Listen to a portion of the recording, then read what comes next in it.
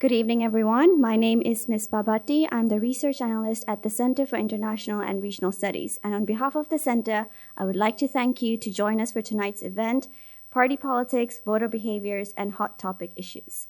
This event is part of a series of informative and engaging events that CIRS and Georgetown will be putting together over the course of this semester. So if you want to hear and register for upcoming events, please leave your business card or your contact details and we'll put you on our mailing lists. Before we get into our topic tonight, I would remind you a couple of housekeeping points. Please, a kind request, turn off or put your phones on silent. We will be expecting more people to join us, so please make space and scoot over and allow people to sit in. We are recording tonight's talk, so if you want to revisit the video, we will have it available on our YouTube channel, our website, and we'll also tweet about it on our social media. We will be having a Q&A, so there is an audience Q&A after the talk, so please feel free to address your comments and questions to our speakers on the panel. And please join us for the reception after the event. I'm very happy to introduce our moderator for tonight's panel. Professor Victoria Googasian is an assistant professor of American literature at Georgetown University in Qatar. Her research focuses on the 20th and the 21st American literature, narrative theory, animal studies, and environmental humanities. At GUQ, she teaches courses in culture and politics, American literature, and environmental humanities. Please join me in welcoming our panelists and our moderator for tonight.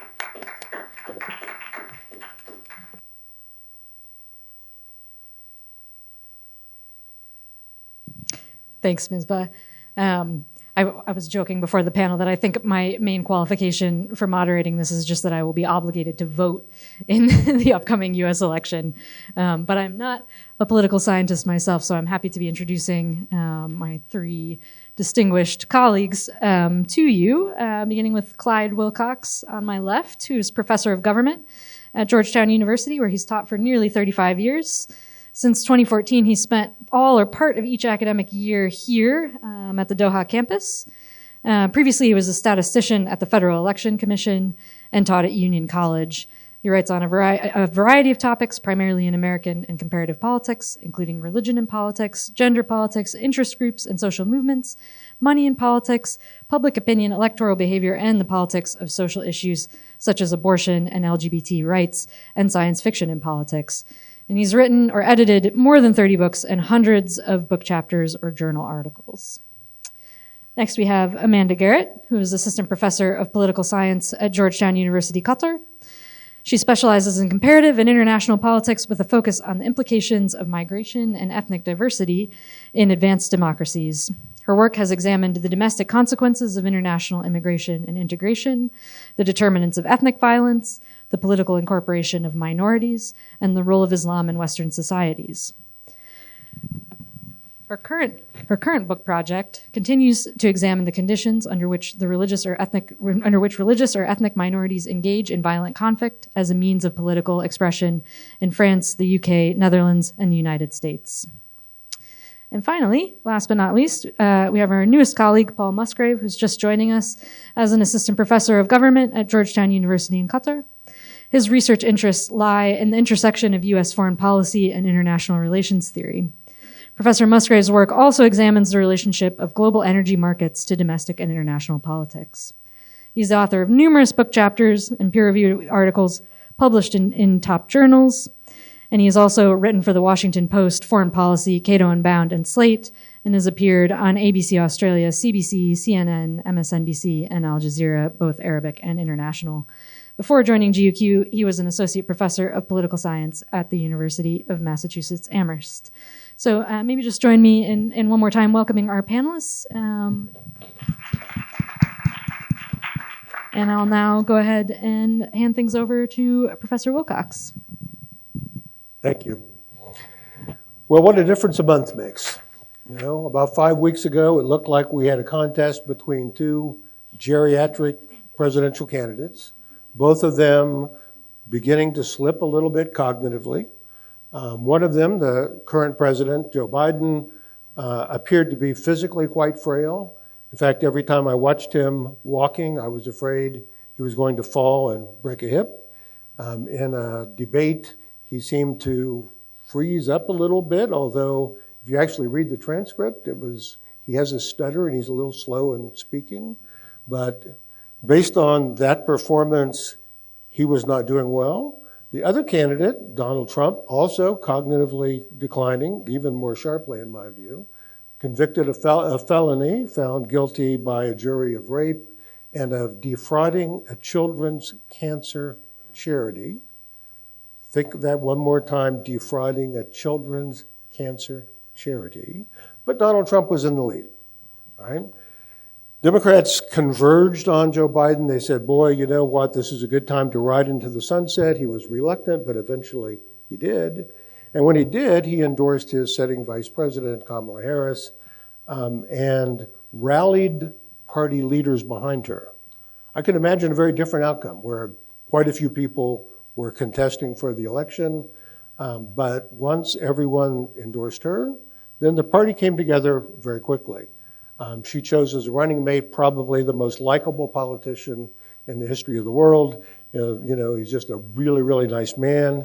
And so she now is ahead by 8 points in the national polls, although, as I'm going to explain to you in a few minutes, national polls don't really tell us a whole lot about what's going to happen.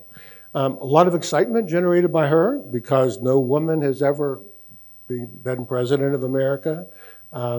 Hillary Clinton won by 2 million votes, but lost in the Electoral College, as we'll talk about. So the first African-American woman, the first Asian-American woman, lots of excitement among young people, and so forth. There are gendered expectations about elections which may not apply here, but the normal understanding of a man running against a woman is that neither side can be very aggressive. Because if a woman comes across as aggressive, that's not feminine enough. And if a man comes across as aggressive, that's not gentlemanly. Well, we know Donald Trump's not a gentleman. And as it turns out, Kamala Harris is a former prosecutor. But she actually manages to be tough without seeming to be aggressive. So I don't think those normal gender stereotypes will hold. So I just told you that Hillary Clinton actually won the popular vote by 3 million votes. That's 2% of the popular vote, but she was not president. Why not? Because, as it turns out, we don't elect our presidents by popular vote. We elect them by the Electoral College. Most of you know this, but let me just explain very quickly. Every state gets a certain number of electoral votes, which is equal to the number of senators. That's always 2. And the number of House members, which is from 1 to 52. California getting 52. So there are some states with 3, and then there's California with 54. In 48 of those states, if you win the popular vote by a single vote, you get all of the electoral votes, right? So that means that they're not campaigning everywhere, and national polls really don't matter. If Kamala Harris gains 1 million more votes in California, no one cares, because she's automatically going to win California. To see what that means, let me compare for you a second Georgia and Mississippi. Georgia is what we call in play. It's a battleground state. There's a chance that either party can win. So both candidates are running endless campaign ads there. Donald Trump isn't campaigning much right now, but his vice presidential candidate is going to Georgia. Kamala Harris is going down there a lot. Mississippi is not in play. Everyone knows that's going to go for the Republicans. No one is going there. No one is running any ads. So the entire campaign is going to be fought in a handful of battleground states. They're not going to California with 32 million residents, but they will go to Nevada with 3 million residents because Nevada is up for grabs. And so winning the popular vote, 8-point lead, doesn't really matter. Where does she stand in the battleground states? Right now, those seem to be about even, right? Very seldom in our history has someone won the Electoral College and lost the popular vote, but it's happened twice in my lifetime. George W. Bush, his first victory, and also Donald Trump. But this election poses a very special threat to American democracy. As you all know, in the last election, Donald Trump refused to give in. He knew, his aides say he knew that he lost the election, but he didn't want to give up. So he was calling state legislators and saying, why don't you just pretend I won and certify my electors? He's calling the Secretary of State of Georgia and saying, I just need for you to find some more votes for me, to make up some votes. He put pressure on all kinds of people to do all kinds of cheating. And then in the end, he rallied a motley group of people. You may remember the pictures, one guy with like a buffalo hat on or whatever, to storm the Capitol to try to stop the certification of the election. Policemen died as a result of this attack. You know, they defaced the Capitol. They built a gallows outside the Capitol where they were threatening to hang the vice president, Trump's vice president, if he did his constitutional duty and certified the election.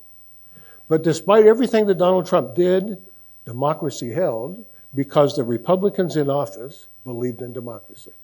And they all said no. And some of the governors refused to take the president's call before they certified the election because they knew what he was saying. What's happened in the remaining 4 years is that those people have retired mostly, many times driven out by endless death threats.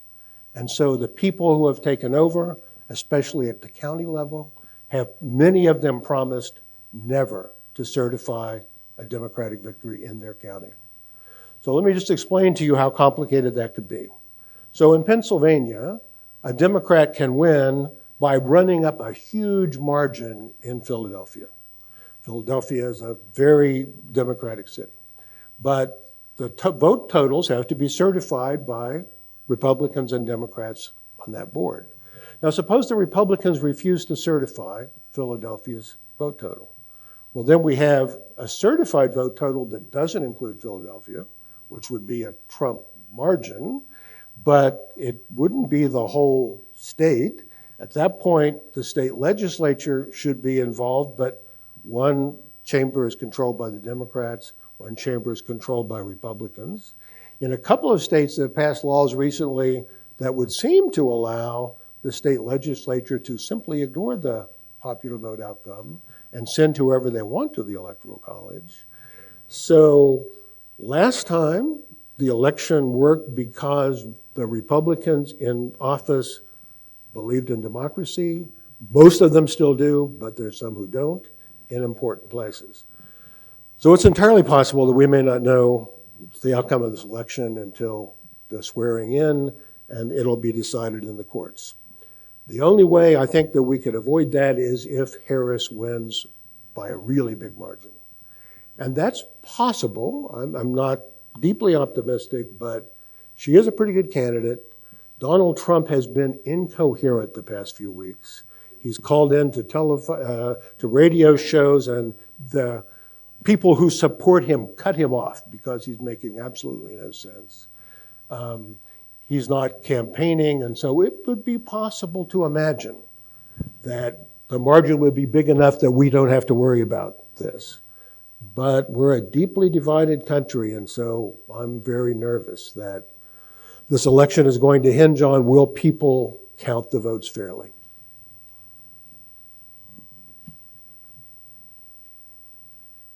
All right. Thanks very much, Professor Wilcox. And now we'll go ahead and hand things over to Professor Garrett for her opening comments. Thank you so much. Thank you to Clyde for his comments, especially for highlighting all of the sort of reasons that this election is different from other elections.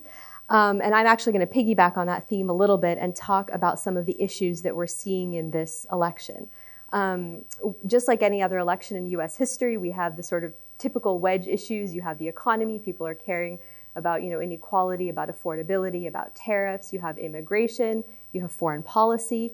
But what's actually really interesting about what we're sort of seeing now in the run-up to the debates and to the election itself is that the Democrats have started to move a little bit to the right on some of these issues. Now, immigration is one of these issues where this is clearer probably than all the rest. And so I'll talk a little bit about immigration. If you remember, going back to 2020, the debates, the election, you saw the Democrats and the Republicans sort of, pitted against one another, right? The Republicans were painted as the people who created cruel immigration policies, inhumane, deportation, separation of family, the Muslim ban, locks on asylum claims. And the Democrats were the pro-immigrant party, the pro-immigration party, right? They were going to work on a pathway potentially to citizenship for DACA recipients. They were going to, have a more humane control of the southern border. And in fact, Harris actually ran on the campaign that she was going to close down all these detention centers. So the sort of antidote to the Trump politics, the Trump era politics. And we're not seeing the same thing this time at all. In fact, what we're seeing with the Democrats is that they are talking a lot about bipartisan border policies, right? We need a bipartisan border immigration plan. And earlier this year, that's what they actually tried to propose. The Biden administration created this bipartisan border bill that, if it had passed, would have been really pretty monumental. It would have diverted a lot of money, given a lot of money to policing the border and greater sort of efficacy and volume. Even part of that money would have gone to construct parts of a border wall.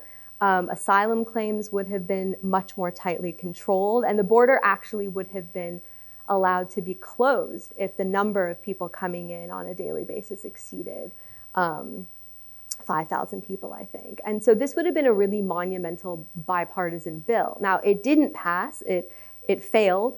And part of the reason it failed was actually because Trump had lobbied very, very hard with the Republicans in the Congress, in the House, and the Senate to make sure that it didn't get very far. Now, why would Trump have done this? There are lots of potential reasons. He says it's because this bill wasn't tough enough on immigration. But in reality, what's much more likely to be the case is that immigration is always a divisive issue. It's in fact what the Trump campaign relies on to be a divisive issue. The closer the Democrats move to the center, right? The closer the center moves to the right, in other words, the scarier that is for the Republican Party. It's less of a divisive issue that they can sort of rally behind to distinguish themselves from the Democratic Party. And this hasn't stopped Trump, of course. You still see a lot of sort of vitriol, anti-immigrant vitriol. Kamala Harris is painted as this failed border czar. You may have seen this sort of in the news recently. This is ludicrous if you think about how involved she actually was in making border policies. The vice president has nothing to do with making border policies.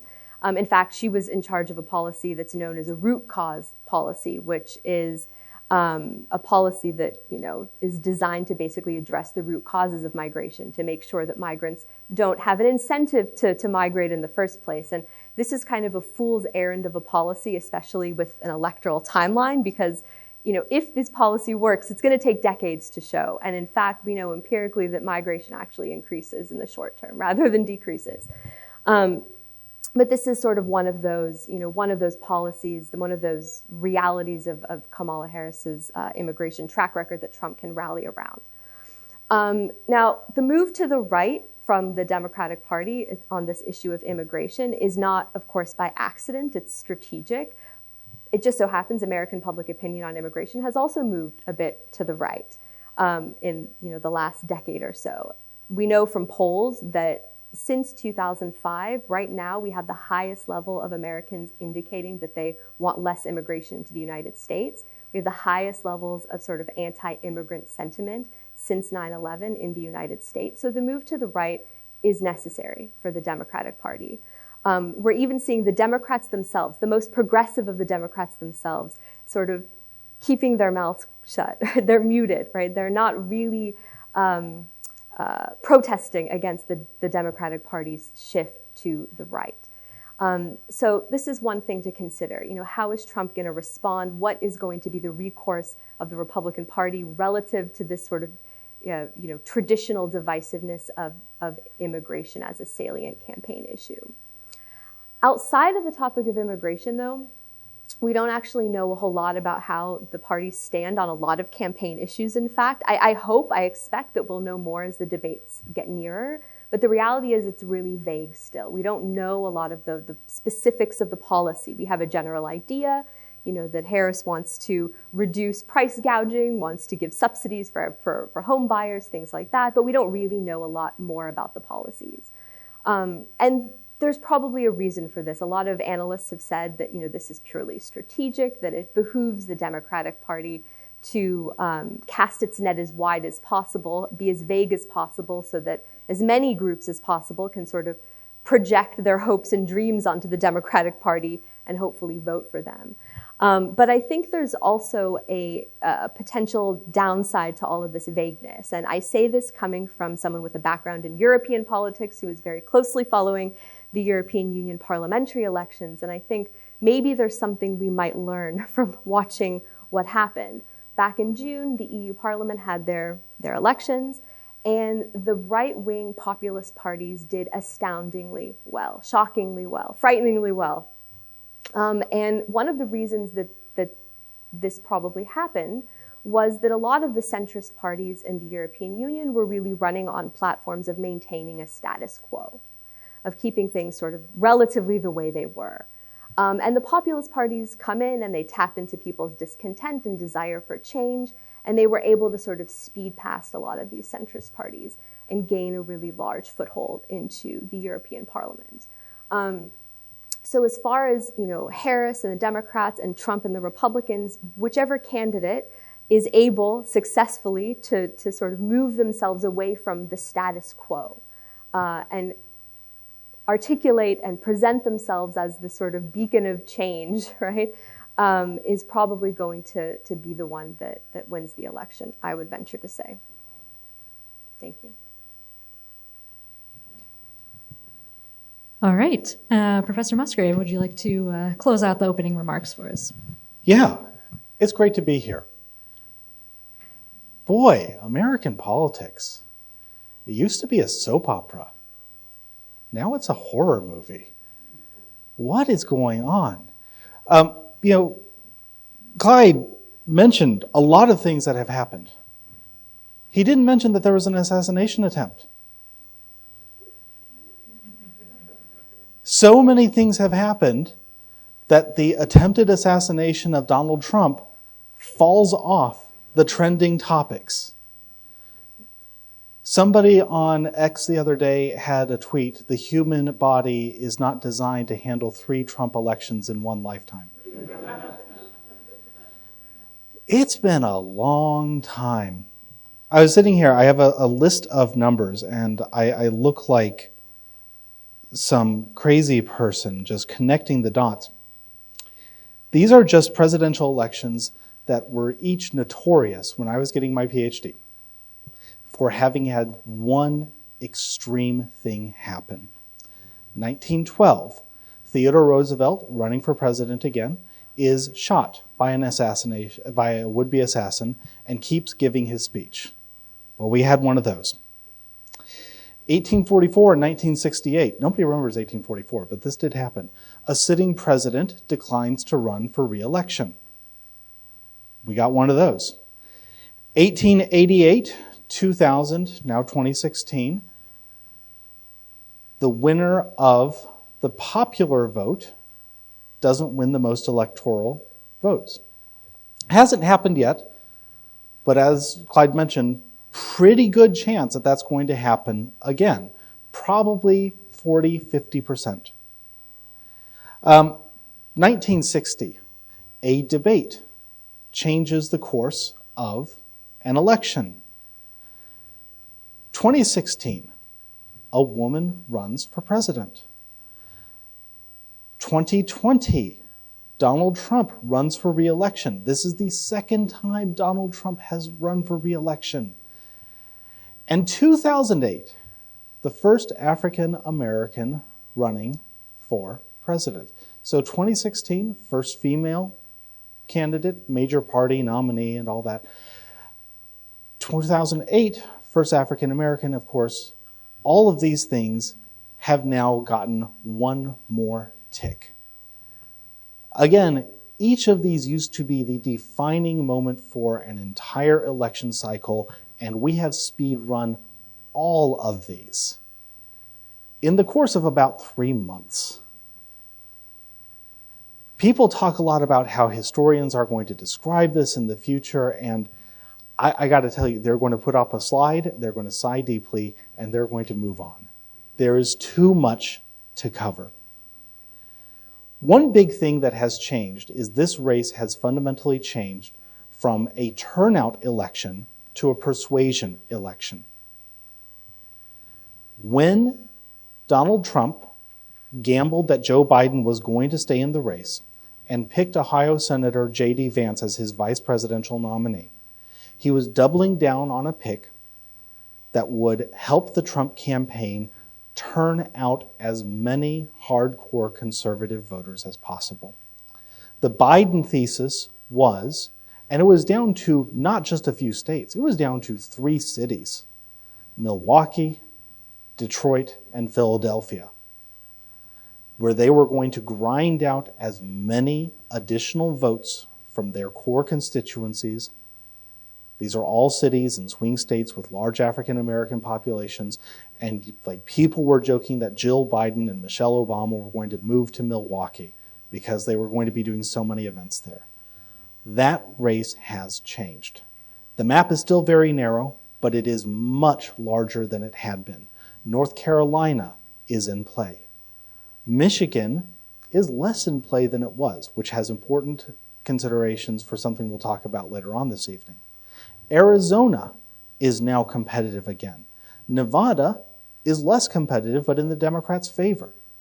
Pennsylvania is about even. Wisconsin is a little bit bigger. What's happened is, not only did Barack Obama win in 2008, he won in a very particular way. He didn't just grind out additional voters to turn out for the Democratic ballot. He brought entire classes of new marginal voters out. In swing states in 2016, Donald Trump did the same. Many of those people who provided the margin of victory for Donald Trump in 2016 had in fact voted for Obama. They were uncommitted voters who came out to vote for the candidate of change.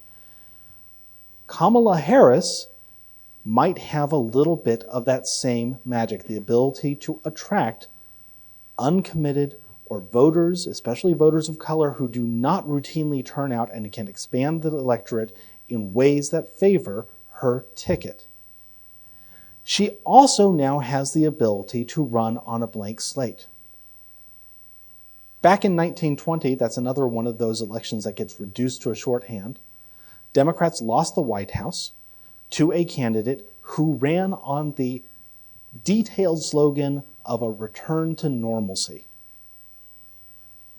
Didn't need to say much more than that. This was after the First World War. This was after a depression. All the Republicans had to say was, things will be normal again. What is Kamala Harris saying? Not going back. That's her slogan, not going back. There's enough there about change to make you hopeful, but there's also enough of a rebuke to Donald Trump to remember just how crazy every day was from 2016 until January 6, 2021.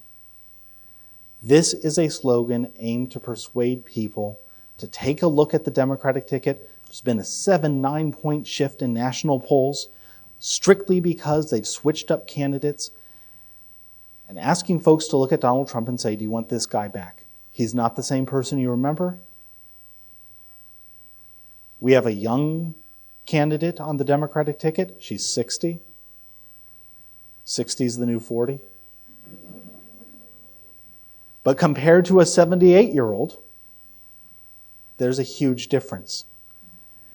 And you can see this in the way that the Democrats chose somebody who was almost designed in a lab to appeal to non-college educated white voters in swing states. Tim Walz, the governor of Minnesota, to broaden their electoral map. The Trump campaign is stuck with a pick that is going to narrow their appeal, especially to unmarried women. And Tim Walz has hunting trophies. It's a big change. 2024, whether it's merely an election in which the United States elects its first female president or the last election, is going to be one we remember. Now, I'm here to talk mostly about foreign policy, but you'll notice I haven't talked about it much so far, and that's because Americans don't vote on foreign policy. But foreign policy is determined by American elections. Matters a heck of a lot to the rest of the world whom Americans pick. Now, if you talk to Americans in polls or just in face-to-face interviews, and you hear what they are voting on, they will say vibes about the candidate, sure, but they will also say inflation or the economy. They will say crime. They will say jobs. They'll say health care. You have to go really far down the list, 8, 9, 10, before you get to somebody saying something like foreign policy. What you will get before that will be immigration, particularly in Arizona, particularly among swing state suburban voters. You will hear about the border. And if you look at the ads that Trump puts out, most of them are about Medicare, the national health care system for old folks in America. Some of them will be about Social Security, old age pensions. Some of them will be about inflation and jobs. And then you'll get the border, the border, the border. It is amazing that the United States, which bills itself as a nation of immigrants, has gotten itself into yet another anti-immigrant election. And here it is all about trying to tie Kamala Harris to the Biden administration's immigrations policies. This, however, is a little bit of a difficult case, not just because the details of what she did, but also because Donald Trump was president for 4 years. And it's real hard to run as the candidate of change when you are the candidate of 8 years ago. The last time that we had a president who'd already served a term run for re-election, technically 1912, Theodore Roosevelt, but the guy who won was Grover Cleveland, more than 130 years ago. You never go back because people are tired of the original guy. The other areas in which foreign policy comes up has to do with trade. Amanda mentioned tariffs. Tariffs are back in a big way. Tariffs and industrial policy are back. In 2016, Hillary Clinton ran on a platform of respecting international rules, of promoting a global liberal order. Didn't love every trade deal, but you pretty much knew this was going to be Bill Clinton 2.0 on trade. She lost badly. Her foreign policy advisor, Jake Sullivan, was convinced that this was because in Michigan, Wisconsin, and Pennsylvania, free trade polled poorly. He led the Democrats in 2020 away from trade. 4 years of the Biden administration has cemented many of the at times unthinkable tariffs that Donald Trump implemented, and now Democrats are engaged in using those tariffs to bid for union voters, to bid for non-college voters, to bid for working class voters. Meanwhile, the Trump administration, the Trump campaign is running on the same things in the same way. They're trying to match each other just as the two parties are matching each other on immigration. China comes up, but in a really weird way. I'm sure you've heard about this, but Tim Walz has been to China a lot. Speaks Chinese, to be fair, about as well as I do, so not that great. Speaks Chinese, taught in China, had a company that took people to China, did a lot of stuff related to China. Republicans on X, the Trump campaign, members of Congress, all very suspicious about what he did in China. Is he a Chinese agent? I've written a lot about this. You can look it up. People were really interested to know more about this. Tim Walz has been saying the same thing about China since he got home in 1990, which is that great country, love the people, Communist Party's terrible. Not many communist agents stand up and talk about how bad the massacre at Tiananmen Square was. If Tim Walz is a deep cover agent, he's really deep cover. But this is what the Republicans have to throw at Tim Walz because he's a nice guy with a nice wife, with a nice family. And in the meantime, their vice presidential pick spent the 20 teens giving really embarrassing interviews to podcast hosts, alienating practically every independent group that you can think of. What's really important for foreign policy here will be the effects. If Donald Trump wins re-election, his pick of J.D. Vance, who is stridently opposed to any aid for Ukraine, means that Ukraine will likely have a much more difficult time with the war. The fact that Germany is also pulling back assistance for Ukraine means it's very likely that Ukraine would suffer greatly at the negotiating table. Donald Trump has promised to end the war in the first week of office. There's really only one way he can do that. Everybody forgets this, but the Republicans have also been loudly talking about invading Mexico to end the drug wars.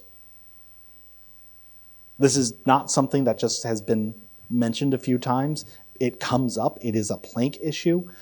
So Mexico has a lot in store. I suspect that actually if the current constitutional reforms go through there, this will move up a couple of notches.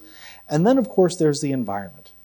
Donald Trump took the United States out of the Paris Accords. Joe Biden put the United States back in. If Donald Trump wins again, he'll probably have a bonfire of coal on the White House every day just to add to U.S. emissions. You think I'm joking, but there are folks in the United States who modified their pickup trucks to add more dirty emissions. It's called rolling coal, blowing their, in order to show how much they hate liberals and the environment. Donald Trump is their candidate.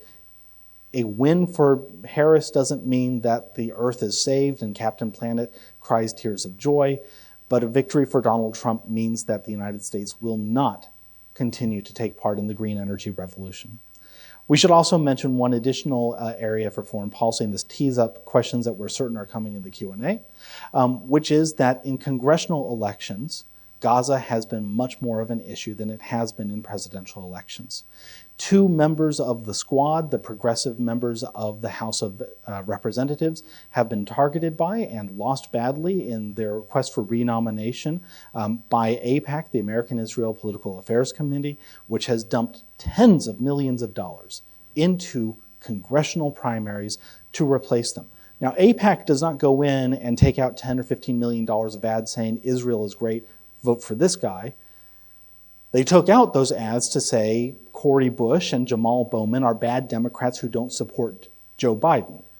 But everybody knows that they found candidates to support because Biden, Bowman and Bush were strong supporters of Gaza, strong critics of Israel. This has changed how Congress approaches those issues. It is also, I think, one of the reasons why the Harris campaign has been muted in their position on Gaza. Structurally, American foreign policy is not as unified in favor of Israel as it had been, but it is still more solidly in favor of Israel than folks might think. We'll talk a little bit about the generational changes that a Harris win might mean, but even though independents are still less likely to support Israel than they once were, core groups of independent voters are more pro-Israel than they are pro-Palestine. This is not a wedge issue. This is something that came up, but it is one that really complicates matters a great deal for the Democratic coalition. And it is also fair to say that there are knife fights going on the ground as members of Congress have to deal with this, and it is changing how this entire operation works.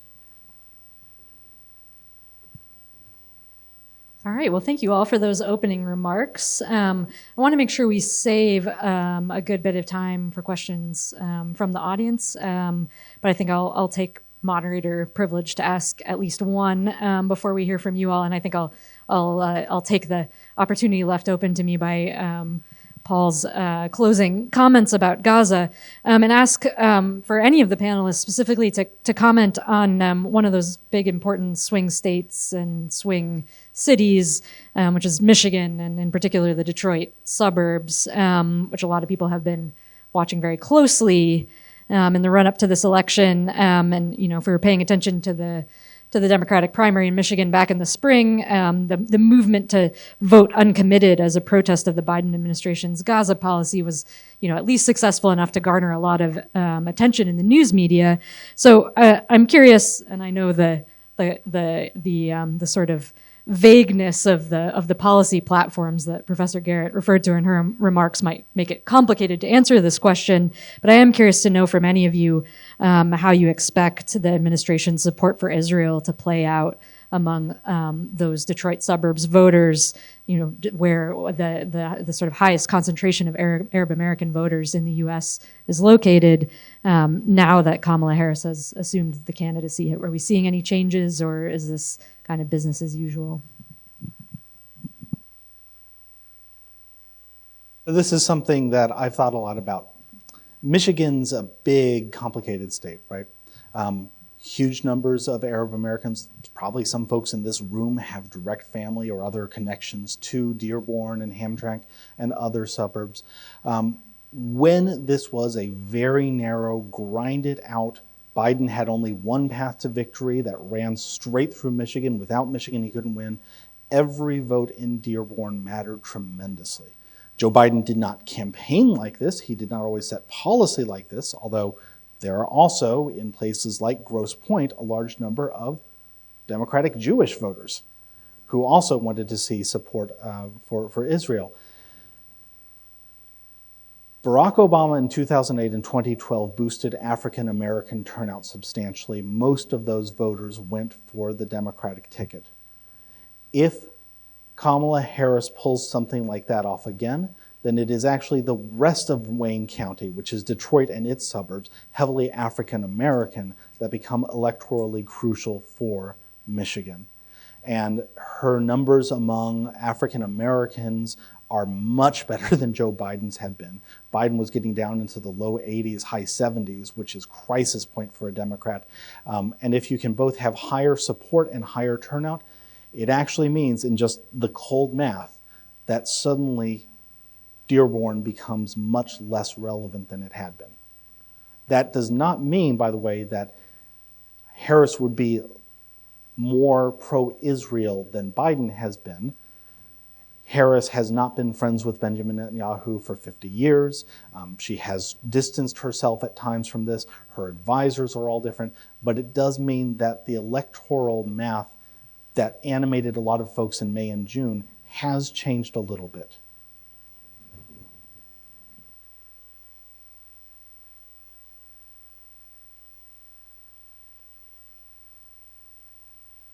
Big mistake in that convention was not having a Palestinian speaker. There was a Georgetown graduate, actually, who had offered up a speech, a very good speech, and that was such a mistake. But if you're thinking like, will policy towards Gaza change with the two candidates, I'd say that the only time there ever is an opportunity for much change in America is when there's a new president. And so Harris does come in with a bit of a clean slate. She is a woman of complex ancestry, and so I think there's a possibility that things could get a little better with her. I think things could get worse with Donald Trump. He is meeting with Netanyahu. He's saying, don't agree to a ceasefire, because if I'm elected, I'll let you finish the job.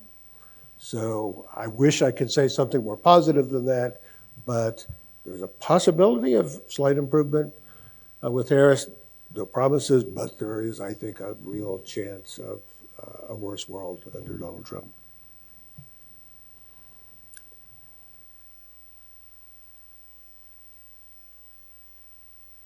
All right, well, with our last 15 minutes here, I think we'll open the floor to questions from all of you. And I think first hand I see up is the gentleman in black in the third row there. So, hi, my name is Rod. I'm a fourth year here at Georgetown, and I'm an American citizen, so I plan to vote in the next election. So this is kind of important to me personally. But before I ask my question, I just want to give my thoughts on what I think the Kamala Harris campaign has been over the past 37 days. So for me, I feel that her campaign, because she hasn't answered any single interview or question from the media whatsoever the past 37 days, which is a true attack, because she's avoided the media like the plague. When she's pivoted from her policies from 4 years ago, it's always been through a surrogate. It's never been from her personally. We see this with ABC News, with CNN. They always say that Kamala Harris has walked back her support for Medicare for All, for example, but it's always through her campaign surrogates, never from her herself.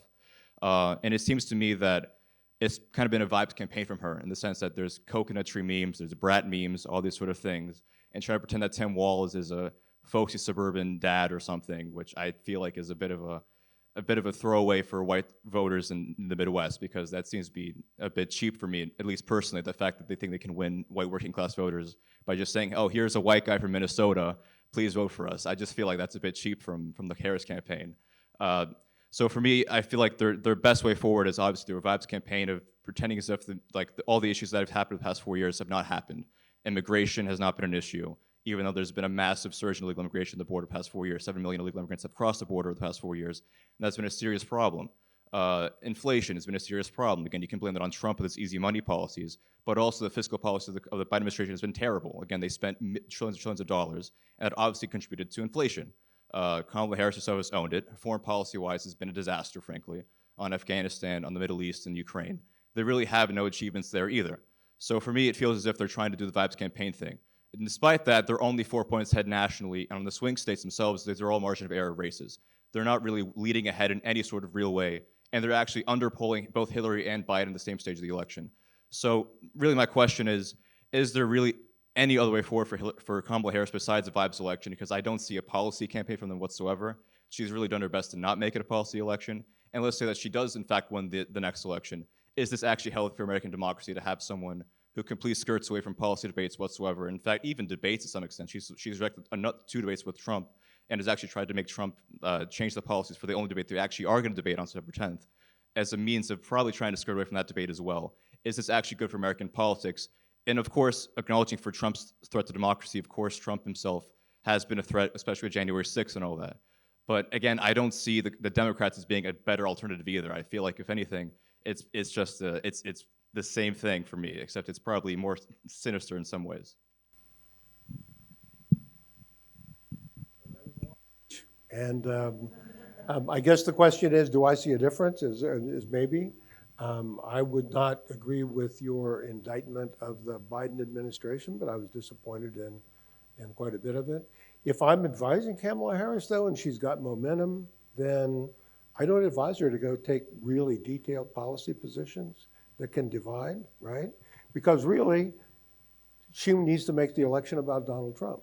And what Paul said earlier about it could be the last election, I can tell you that across the board, people who study American politics, Democrats and Republicans alike, and I know quite a few Republicans, are terrified of what a Trump presidency might be. Because in the last presidency, he had a cabinet that was qualified, right? They were good people, right? When he said, I'm going to bring out the army and do this, they said, no, you're not, right? Almost none of them are 20 of the 24 cabinet members have said they would under no circumstance vote for him. So did his vice president. So is there a difference? Yeah, I think it's a terrible option with Donald Trump. Truly terrifying. I'm a bit more positive on Kamala Harris than you are, but I do think that there is a difference. And I would not be advising her to, I'm surprised she hasn't taken questions from reporters because she's actually not that bad.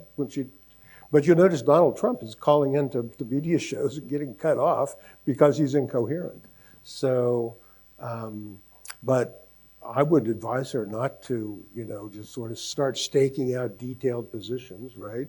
You first, woman first, African-American woman first, try to ride some momentum would be my advice to her. Yeah, I'd just add to this that campaigns aren't about proving your fidelity to some ideal of how democracy is supposed to work. They're about winning votes. Kamala Harris, by being selected, has shifted 10% of Americans' views on who should be the next president. Like, you don't see those kinds of effects, period. No, you don't. You had your say.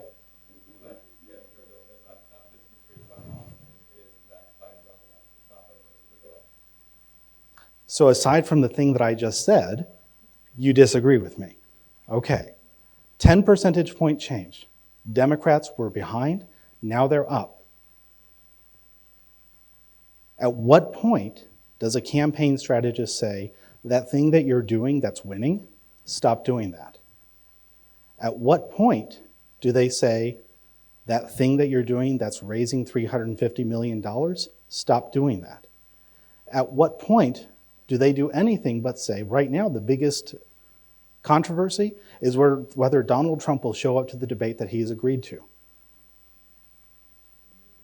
and leave the mics on. Ideals are great. Ideals are wonderful. Every campaign sacrifices on those. Tim Walz, you might think he's a bad choice.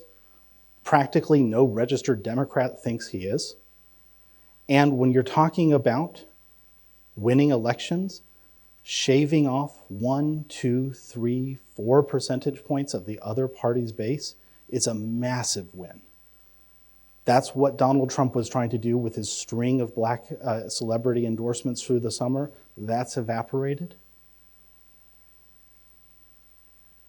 It's not pretty. It's democracy. Churchill was right. Worst system except for all the others. Churchill's not worried about a lot of things, but this thing,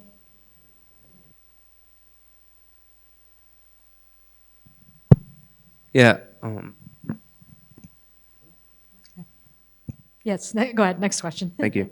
My name is Yassine. I'm a senior over here. I'm from the swing state, North Carolina. Let's go Tar Heels. I wanted to ask what you guys think the impact of down-the-ballot voting would have. North Carolina is a state that consistently has split the ticket for the past 2 elections. They voted Donald Trump for the past 2 elections, but they voted a Democrat governor at the exact same time on the exact same day. This time, however, the Republican candidate for governor, Mark Robinson, to put it simply, is kind of a nut job. Thought the civil rights movement was a communist conspiracy to attack capitalism. Ironically, is also African American. I don't know how that works. But we've seen a lot of crazy things in this election. Do you think that could have the reverse effect, like maybe up the ballot and maybe skew some voters from North Carolina further towards Harris? He's crazy, right? The Republican candidate, he said some people deserve to be killed, right? So that's not what you want your governor to be saying, right? I doubt if that would swing votes to Harris really, but I could easily imagine Republicans being really disillusioned, right? So you've got Donald Trump who's a little bit crazy, you've got your governor's candidates a little bit crazy. Maybe I'll just stay home and have a nice dinner with my family rather than voting, right? So I think it would be a turnout kind of issue rather than a, I sometime you need to sit down with me and tell me how he won the nomination because, oh my goodness. he's their lieutenant governor. That's one of the reasons why the governor of North Carolina wouldn't run for vice president, because if he left the state, that guy would be in charge. This was real stuff. So North Carolina is one of these instances. Arizona, you got Kerry Lake. The Montana Senate race, which will decide the fate of the Senate if polls hold what they are. You've got a candidate campaigning on his business record, except he's pillaged millions of dollars from his firm and it's about to go bankrupt, running against John Tester, a guy who I think cuts his own hair with a knife. Real Democrat, but looks a different part. You start to add these things up. Candidate recruitment does matter a little bit. Donald Trump had probably lost Republicans the Senate back in 2022 by backing folks like Blake Masters. And the reason why this matters is, first of all, 3 months ago, North Carolina was not a swing state. This is a big change. Second, we are talking about, everybody thinks 2020 was a big Biden win. It came down to 100,000 voters in 3 states, just like 2016. Those votes go the other way. You start having 15, 20, 30,000 people looking at J.D. Vance, looking at Mark Robinson, looking at Kerry Lake, and saying, I'm just not going to turn out today. That might actually, by God, be enough to swing the election. It is a nice edge. We're talking about all these things. You can be 4 or 5 points up in national races. Maybe there's a polling error, I don't know. But Democrats have to be up by at least 3 in national polls to be competitive. And that's just where we are. So are there going to be reverse coattails? North Carolina, maybe. And if Kamala wins North Carolina, it's going to be a real short night on election night. Thank you so much, everybody. This is absolutely frightening. Just quickly about Kamala Harris's appointment of a consultant to talk to her about Muslim issues and Palestinian, Arab, and swing state, Michigan. Do you think that is going to help at this point, especially following Clyde's point about the fact that they didn't allow any Palestinian to come and, present at the convention.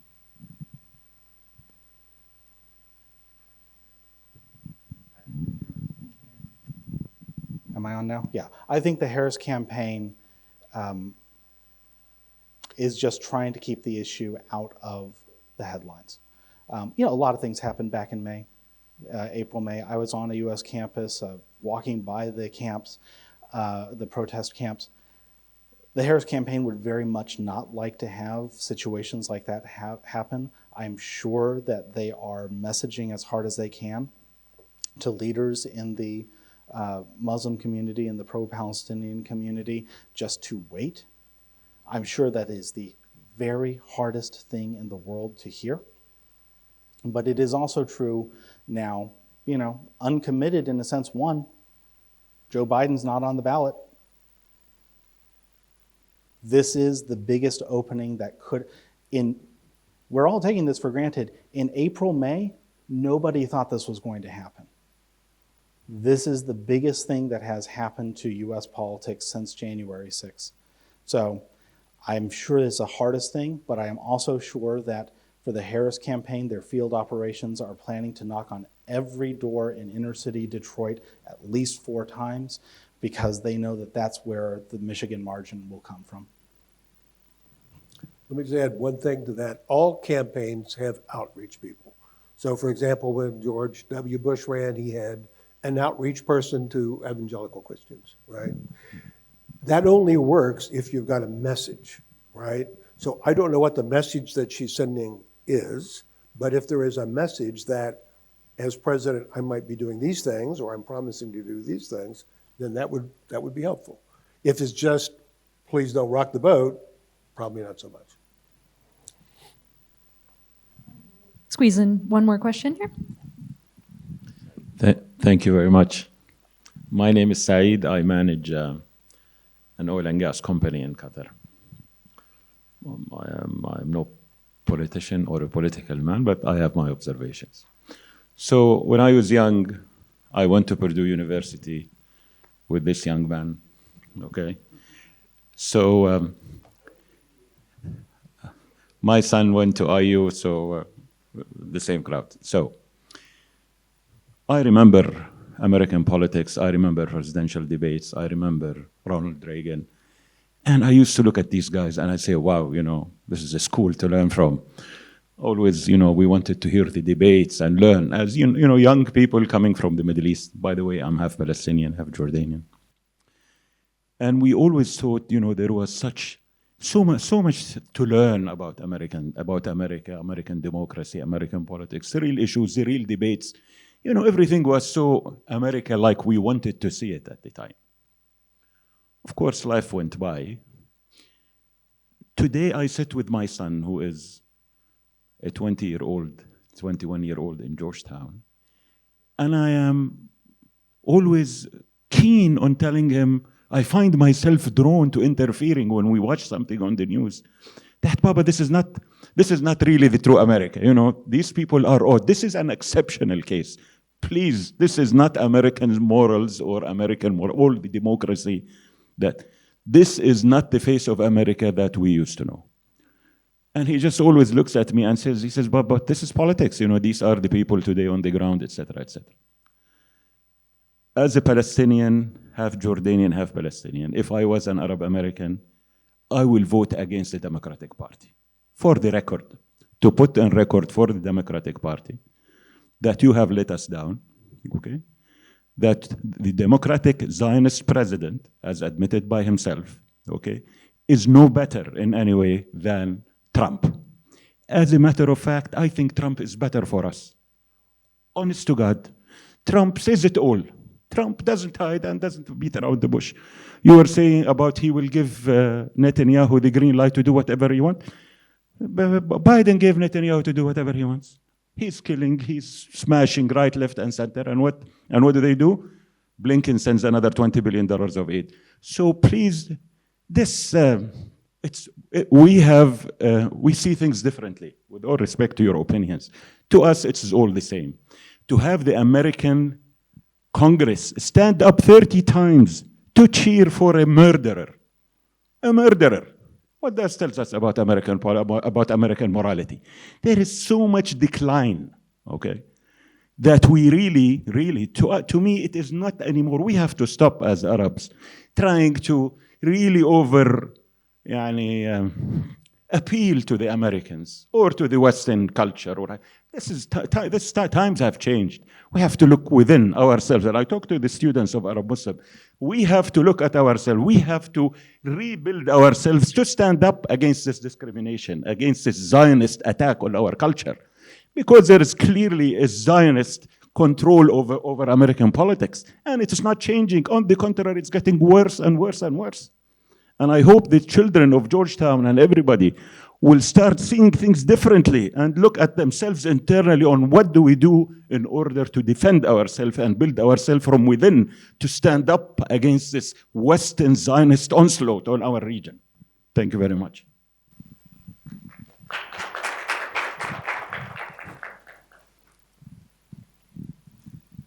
Would any of the panelists like to respond? I mean, I've always believed that folks should stand up for their culture. I never have a problem when Chinese friends of mine stand up for China, never have a problem when Indian friends stand up, and certainly great culture, independent civilization, and one where the United States officially, legally, is bound to a particular government in particular ways. Just one point that I would mention about Congress and one point that I would mention about the election, because I never tell anyone who to vote for, who to support. Not my job, analyst of politics. My personal politics are so unusual that they don't get represented very much. Dozens of Democrats skipped that session of Congress to protest Netanyahu's appearance. So there were big splits in Congress in the Democratic Party about that. Almost no Republicans skipped. I think one guy, Thomas Massey, did. There's a big difference on that because of that, and the public opinion polling shows Democrats are split over Israel, Republicans are not split over Israel. And that's the biggest difference. The other point is, like I said, if I were the Harris campaign director in charge of Michigan, that message that you deliver to folks, and we're talking about former members of Congress who have lost. Palestinian American Justin Amash lost a score of his family. Can't say anything to that because the hurt, the pain is real. And in the meantime, politicians everywhere, from Reagan onward, you try to win elections. And that's how, as an analyst of politics, I view these things.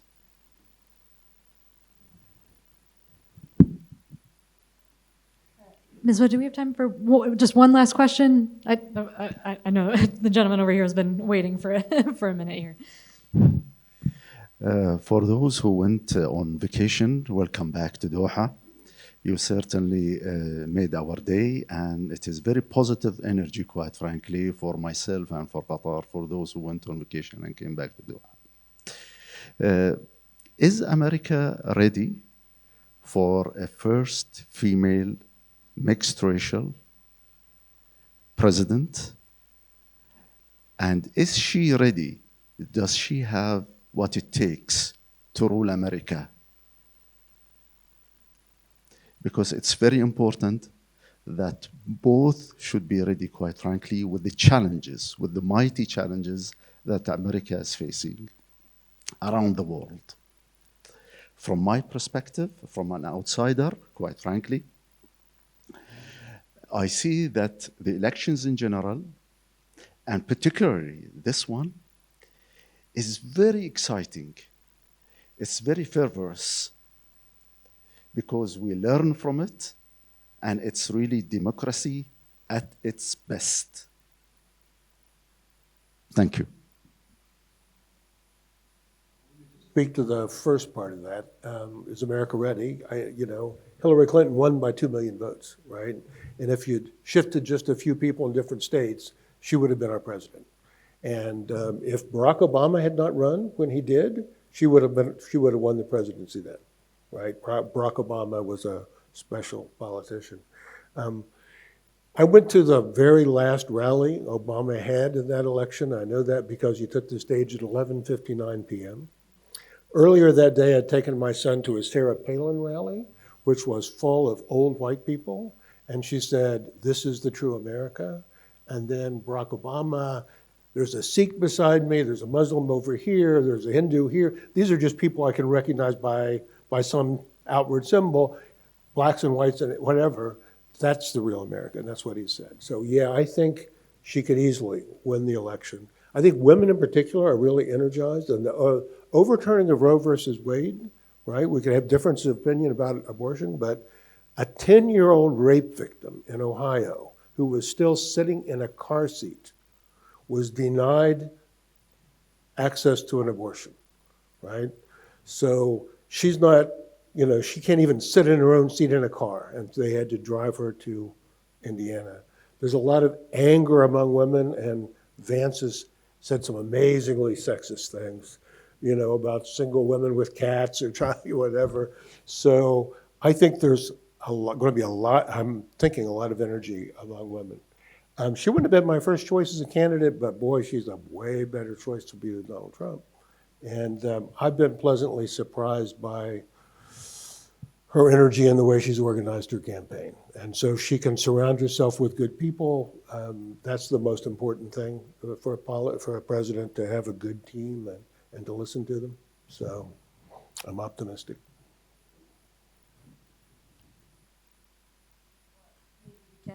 We can take this opportunity to end on a note of optimism and to just join me in. Oh, sorry. Yes, Professor Wilcox wanted to close with a joke. To end this with a little bit of humor. So he's mentioned that the Republicans are attacking Waltz on his connections to China.